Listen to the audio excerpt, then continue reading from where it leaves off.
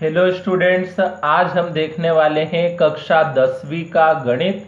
इसमें आज हम अध्याय 12 जिसका नाम है वृत्तों से संबंधित क्षेत्रफल, इसके सवालों को हल करेंगे।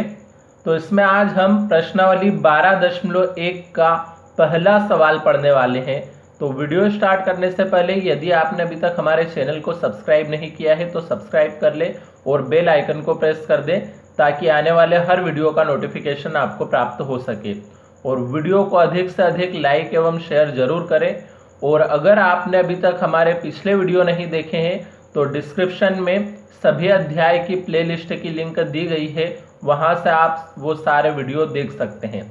तो शुरू करते हैं। ये आज का सवाल दे रखा है, दो वृत्तों की त्रिज्याएं क्रमशः 19 सेंटीमीटर और 9 सेंटीमीटर है। उस वृत्त की त्रिज्या ज्ञात कीजिए जिसकी परिधि इन दोनों वृत्तों की परिधियों के योग के बराबर है। तो सबसे पहले अगर हम देखें तो प्रश्न में क्या दे रखा है, दो वृत्तों की त्रिज्याएं दे रखी है। कितने कितने दी है? एक वृत्त की त्रिज्या 19 सेंटीमीटर है और दूसरे वृत्त की त्रिज्या 9 सेंटीमीटर है। तो सबसे पहले तो ये जो दे रखा है इसे ही हम लिख लेते हैं। तो यहां पे हम लिखेंगे दिया है में क्या लिख ले, दो वृत्त की त्रिज्या दी है तो हम एक को पहला वृत्त नाम दे देते हैं, पहले वृत्त की त्रिज्या। अब त्रिज्या को दर्शाते हैं r से, लेकिन यहाँ पे दो वृत्त है तो इसमें हम r1 लगा लेते हैं और दूसरे वाले के लिए r2 लगा देंगे। तो r1 बराबर कितना है हमारे पास? 19 सेंटीमीटर है, क्योंकि एक वृत्त की त्रिज्या 19 सेंटीमीटर है। अब इसी प्रकार से दूसरे वृत्त की भी लिख लेते हैं हम। तो दूसरे वृत्त की त्रिज्या को हम वही r से दर्शाएंगे, लेकिन अब यहाँ पे क्या लिख लेते हैं, दूसरे के लिए हम 2 लगा देते हैं। r2 बराबर कितनी हो जाएगी? 9 सेंटीमीटर, क्योंकि एक की 19 दी थी और एक की 9 है, तो दूसरे के लिए हमने 9 सेंटीमीटर लिख ली। अब ये तो वृत्त की त्रिज्याएं दे रखी थी। अब आगे प्रश्न लिखा है, उस वृत्त की त्रिज्या ज्ञात कीजिए। तो उस वृत्त की त्रिज्या ज्ञात करने का मतलब हमें कोई तीसरे ही वृत्त की त्रिज्या ज्ञात करनी है, क्योंकि दो वृत्त की त्रिज्या तो दी है। अब एक और वृत्त की त्रिज्या ज्ञात करनी है, मतलब किसी तीसरे वृत्त की त्रिज्या हमें ज्ञात करनी है जिसकी परिधि इन दोनों वृत्तों की परिधियों के योग के बराबर है। तो वो जो तीसरा वृत्त है उसकी जो परिधि है वो किसके बराबर है? ये जो दो वृत्त दिए हैं इन दोनों वृत्तों की परिधि के योग के बराबर। तो परिधि के योग के बराबर है तो पहले हमें दोनों वृत्त की क्या निकालनी होगी? परिधि निकालनी होगी। तो हम इन्हीं दोनों वृत्त की क्या निकाल लेते हैं? पहले परिधि निकाल लेते हैं। तो अभी ये हमने त्रिज्या लिखी थी, अब हम परिधि निकालते हैं यहाँ पे। तो लिख लेते हैं पहले वृत्त की परिधि बराबर। अब वृत्त की परिधि के लिए सूत्र होता है 2πr, लेकिन यहां पे हम r नहीं लिखेंगे बल्कि r1 लिखेंगे, क्योंकि पहले वृत्त की त्रिज्या हमने r1 ली थी, तो हम यहाँ पे भी r की जगह r1 लिख लेते हैं। अब इसमें ये 2π तो ऐसा ही लिख देंगे हम, और इसके गुणे में ये जो r1 है इस r1 की जगह r1 का मान रख देंगे 19। तो गुणा करने पे कितना हो जाएगा? ये 19 का 2 में गुणा करें हम तो 19 दूना 38 हो जाएगा, 38। और ये पाई हम ऐसे ही लगा देंगे और पीछे लिख लेते हैं सेंटीमीटर।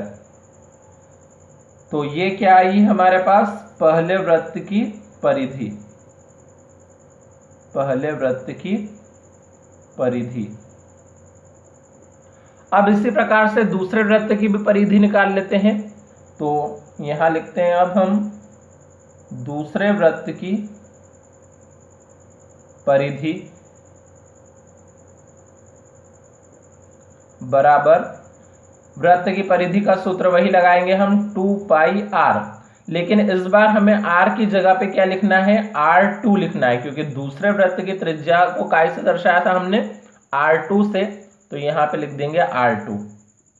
अब ये 2 पाई ऐसे ही लिखा और गुणे में है हमारे पास ये r2, तो r2 की जगह पे हम r2 का मान लिख लेते हैं। r2 का मान है 9, तो यहाँ पे लिखा 9। अब 9 का 2 में गुणा किया तो 9 दूनी 18, और ये पाई हमने ऐसे ही लगाया और पीछे लिख लेते हैं सेंटीमीटर। तो ये क्या आ गई, 18 पाई सेंटीमीटर दूसरे वृत्त की परिधि। तो लिख लेते हैं हम यहाँ पे दूसरे वृत्त की परिधि। तो ये हमारे पास आई है दूसरे वृत्त की परिधि 18 पाई सेंटीमीटर।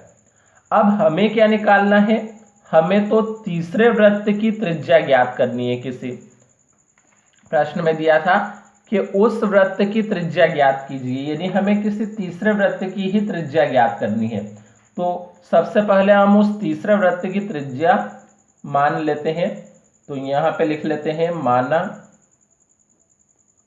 तीसरे वृत्त की त्रिज्या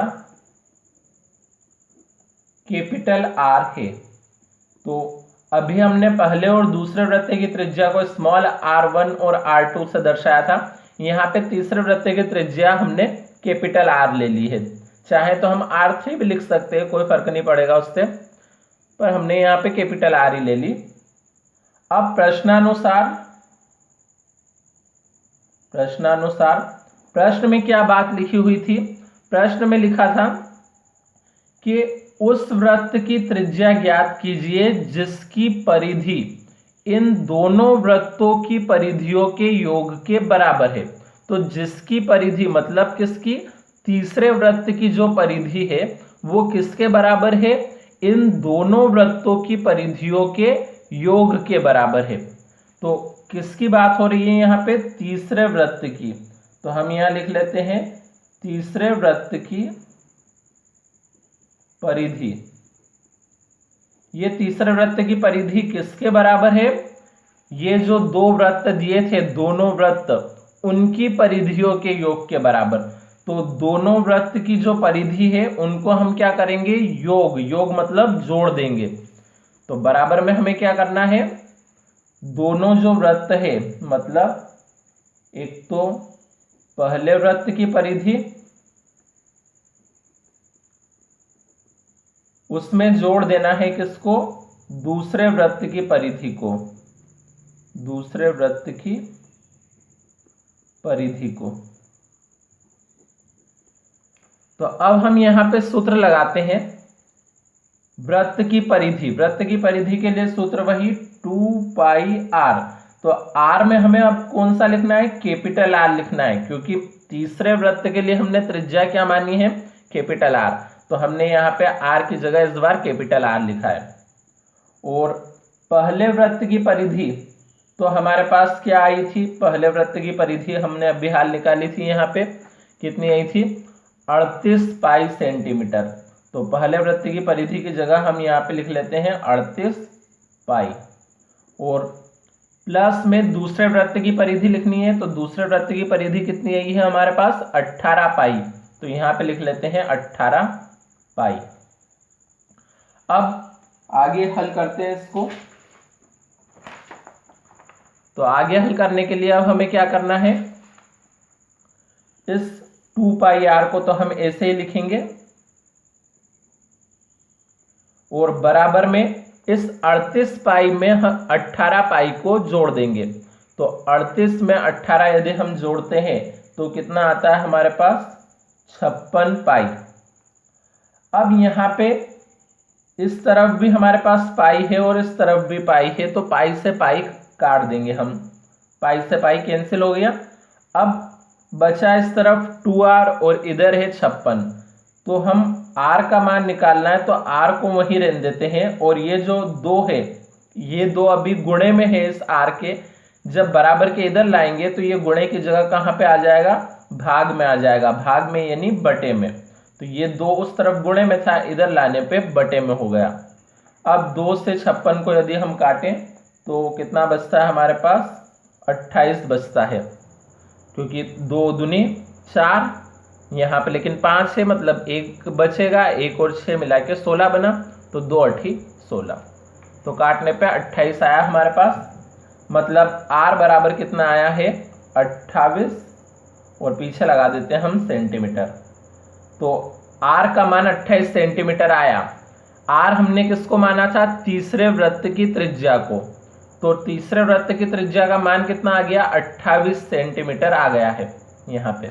और वही हमें ज्ञात करना था। क्या ज्ञात करना था? उस वृत्त की त्रिज्या ज्ञात कीजिए। उस वृत्त मतलब तीसरे वृत्त की ही त्रिज्या ज्ञात करनी थी हमें, और तीसरे वृत्त की त्रिज्या हमने r मानी थी, जिसका मान 28 आ गया है, यानी कि हमारा आंसर आ चुका है। तो हम लिख लेते हैं, अतः अभिष्ट